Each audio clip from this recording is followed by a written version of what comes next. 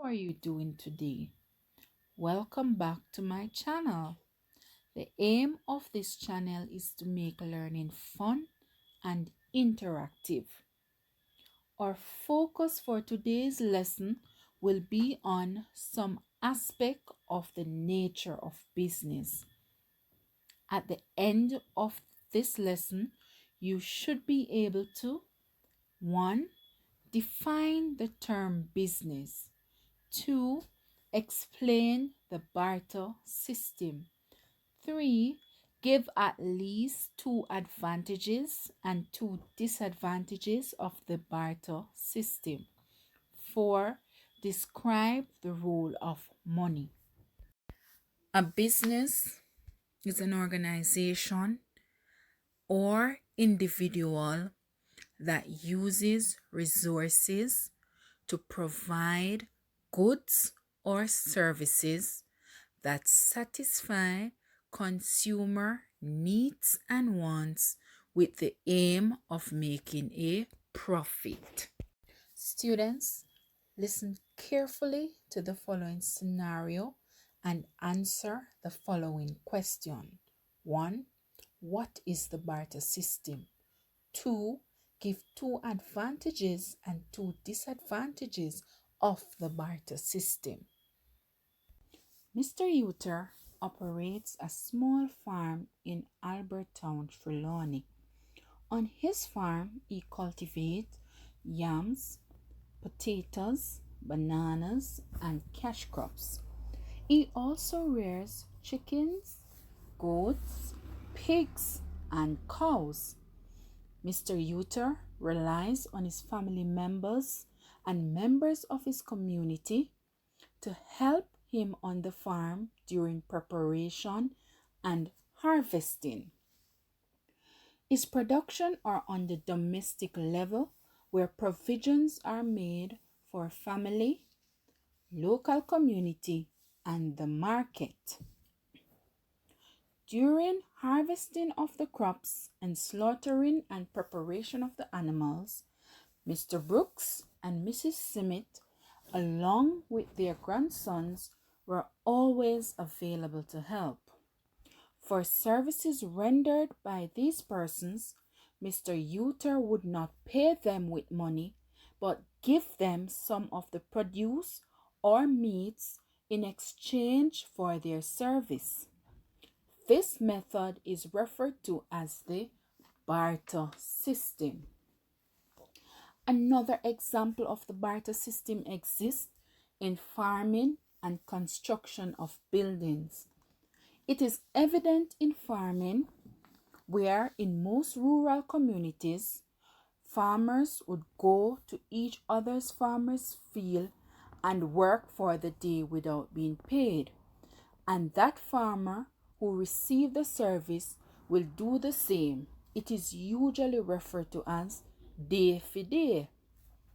Also, during construction, when someone in the community is building their house, other community members usually offer their service to help without being paid. This system of exchange was developed during the earlier times before the invention of money. With this system, goods and services were able to be exchanged for other goods and services without the use of money. It is very convenient because it allows for the disposal of surplus. Exchange could also take place without money. It gives access to goods and services that one did not have and may not produce. This system, however, lends itself to much inequality, where the value of exchange for one goods or service to another is unequal. It also enables double coincidence of wants, whereas the same goods or service is offered by both individuals for exchange. Hence, exchange cannot take place. Money is any commodity that is readily acceptable, can be used as a medium of exchange, and has a measure of value.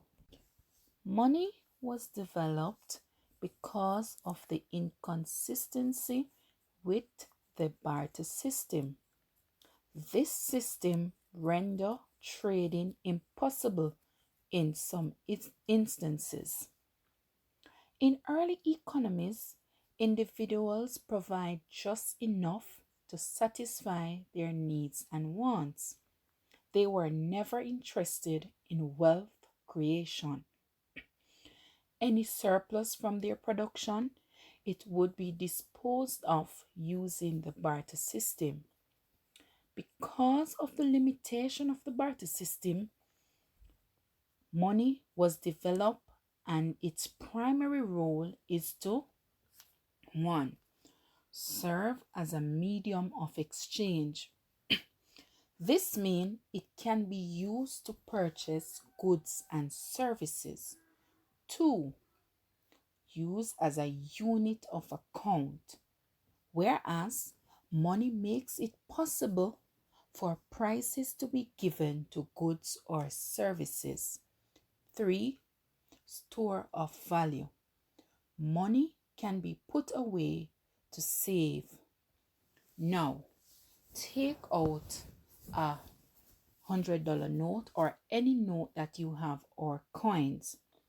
Put them together and let's look at the characteristics of money. Carefully notice your note or coins. 1. Acceptability. Anything that is used for money should be readily acceptable by everyone. What this means, students, is that the $100 note that we are using now in Trelawney must be readily acceptable as an $100 note in Montego Bay, Kingston, or wherever you go in Jamaica. 2. Money must be portable, meaning that it can be easily carried around. 3. Money must be durable. It should last for a long time. 4. Divisibility. What this means, students, is that whatever commodity we are using as money, it should be able to be broken down into smaller units. Homogeneity. Money must be identical. The features of money should be identical. So whatever features are on the $5,000 note should be same feature on all $5,000 notes. Stability. This means that the value of money cannot be too